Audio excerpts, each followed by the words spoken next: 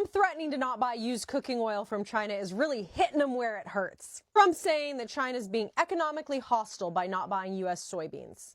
After Chinese soybean buyers told American farmers you're fired because your product is too expensive, thanks to Trump's tariffs, they went and found other places to buy soybeans. It wasn't personal, Donnie. It was business. This was sort of China's FAFO after you thought you were king of the world and everybody was just going to do what you say. And now Trump's got a whole bunch of angry soybean farmers who voted for him, who have a whole bunch of soybeans that haven't been sold thanks to his tariffs, and he's got to promise retribution to gain political points with them.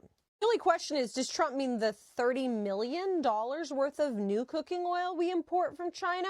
Or does he mean the used cooking oil that we haven't been importing since the spring because of the 125% tariff he put on it? So Trump's threatening that we're going to stop buying something that we haven't been buying all year in order to hurt China, who's already found new buyers for the thing that we're not buying. This is breaking news. Donald Trump continues to erode our foreign relationship with trade with China. Now he's announcing that he wants to stop certain trade deals like cooking oils because we can produce our own. Here is the Truth Social post. And I quote, "I believe that China purposefully is not buying our soybeans and causing difficulty for our soybean farmers is an economically hostile act. We are considering terminating business with China having to do with cooking oil and other elements of trade as retribution. As an example, we can easily produce cooking oil ourselves. We don't need to purchase it from China." You're probably wondering, yeah, no big deal, we can make our own, but believe it or not, we imported approximately 1.27 million metric tons of used cooking oil from China in 2024, which represented significant, I think over half of what China exports throughout the year. Or actually, no, it's right there at the bottom, that's my bad, 43%. This comes after Trump threatened a 100% additional tariff on rare earth materials to China. And this is after Donald Trump was offended by a secret meeting between Ping, the Indian leadership, and of course Vladimir Putin, where they were making trade deals behind his back.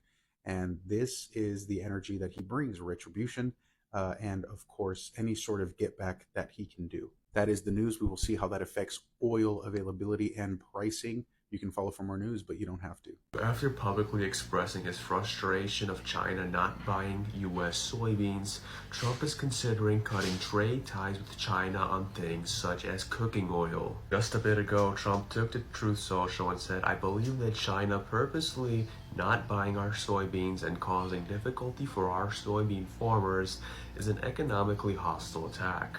We are considering terminating business with China having to do with cooking oil and other elements of trade as retribution." Trump said that he would not be worried about this as he believes the U.S. could easily produce its own cooking oil. However, it is not yet confirmed whether Trump will act on these threats or not.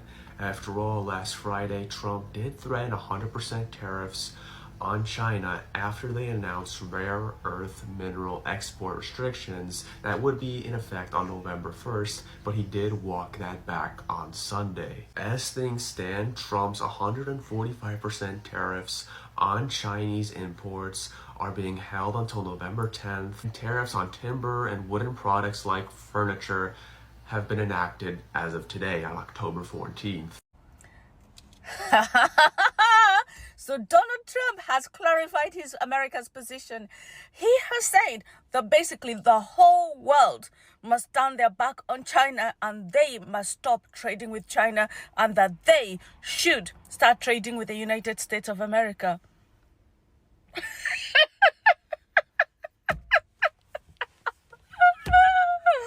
Please stop, this guy is such a comedian.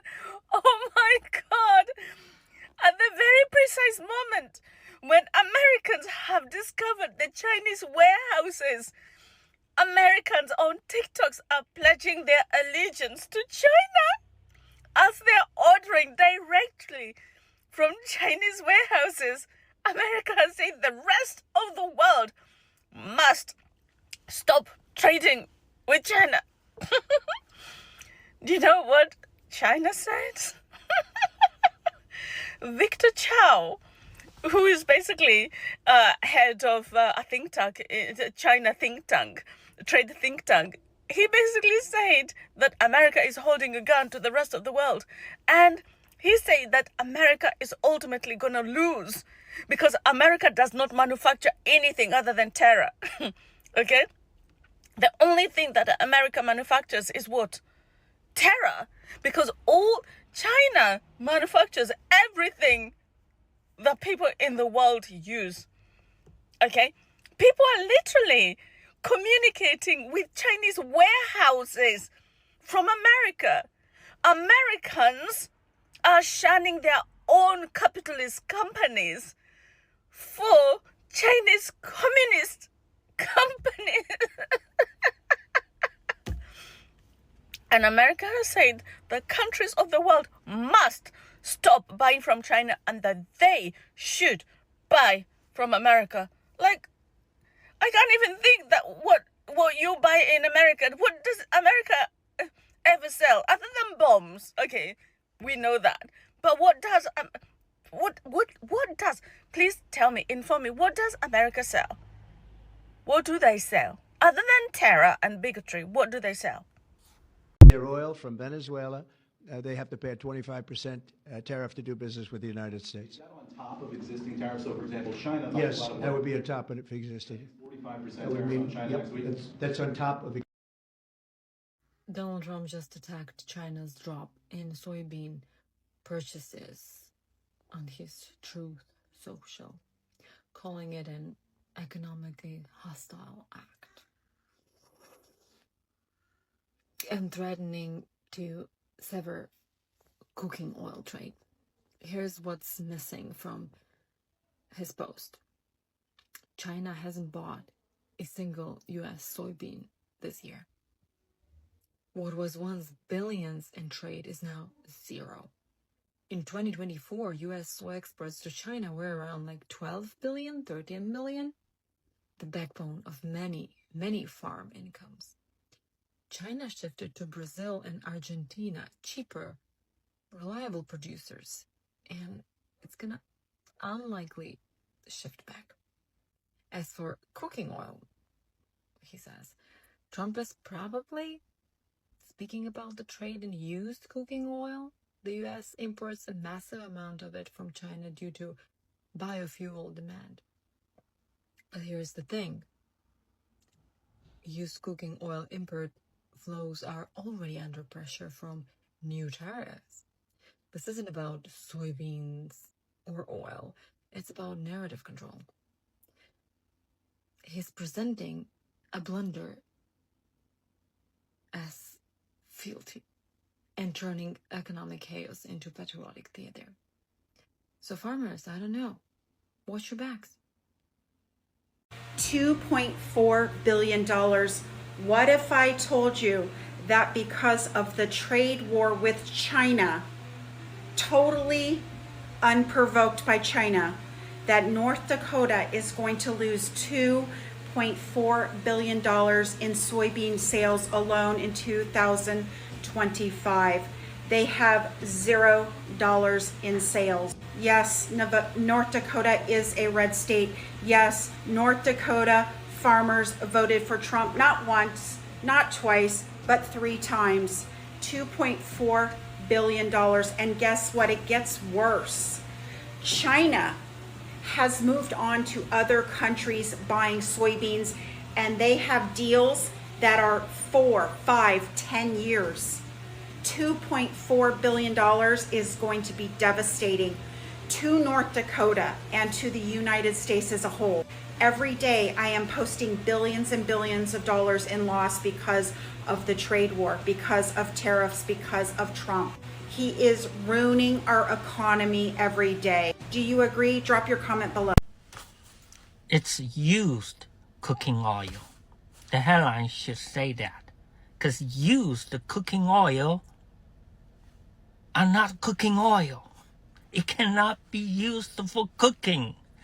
Used cooking oil can only be used to extract the rest of the energy out. It's like between car and junk car, not even used car, because used car can still drive. So this is junk.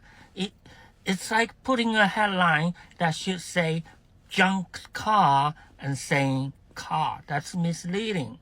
Used cook oil, used cooking oil. But I guess putting used cooking oil there probably just sounds too hilarious for international trade, because this is no laughing matter.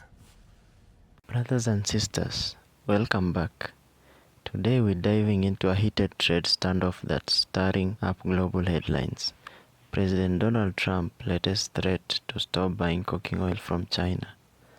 The US president has warned that if China won't purchase soybeans from American farmers, then the United States won't be buying Chinese cooking oil. Now, at first glance, this might sound like just another trade spat, but beneath the surface lies a complex web of economics, politics, and food supply chains that affect both nations, and even the price of groceries at your local store. So let's unpack this calmly, factually, and with an open mind. First, the United States is one of the world's top producers of soybeans, and China is traditionally one of the biggest buyers. Soybeans are vital not just for foods like tofu and soy sauce, but for livestock feed and also for making cooking oil. But under the Trump administration, trade tensions between the US and China have been rocky. We've seen tariffs, counter-tariffs, and now a new twist in the form of cooking oil threat.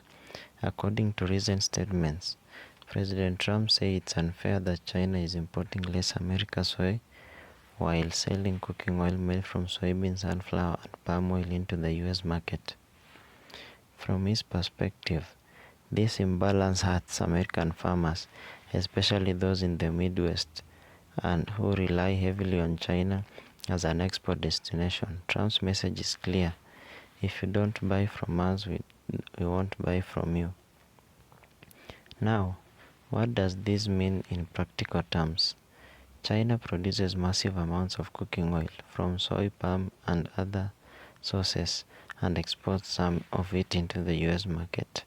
Cutting off imports could raise cooking oil prices for American consumers in the short term. Meanwhile, China could simply source soybeans from other countries like Brazil or Argentina, as it's doing at the moment, leaving US farmers in an even tighter spot. So the real risk here isn't just about politics, it's about economic leverage. Trade works both ways. While Trump's threat is designed to pressure China into buying more US soybeans, it could also strain relations, disrupt supply chains, and create price instability for everyday Americans. It's a game of global chess, and both sides are moving their pieces carefully. From an educational standpoint, this standoff shows how interconnected our world has become. A soybean grown in Iowa might end up feeding livestock in China or being processed into cooking oil in another part of Asia before finding its way back to the American stores. When trade wars happen, it's not just politicians who feel the impact. It's farmers, factory workers, and consumers. For instance, during the last trade war between the US and China, many American soybean farmers suffered losses when China imposed tariffs. The US government had to issue billions in farm aid to offset the damage. So once again, this cooking oil threat may sound tough, but it comes with real risk for people on both sides of the Pacific. Brothers and sisters, at the end of the day, trade policies aren't just about numbers. They're about livelihoods. When nations fight over exports and imports, it's the ordinary worker and consumer who feel the heat first. As the US and China navigate this new chapter in their trade relationship, one thing is clear: food, farming, and economics are more connected than ever before. Let's hope cooler heads prevail and that global cooperation wins over confrontation. Thanks for watching this video, and kindly subscribe, comment, like, and share this video. See you in the next episode. Goodbye.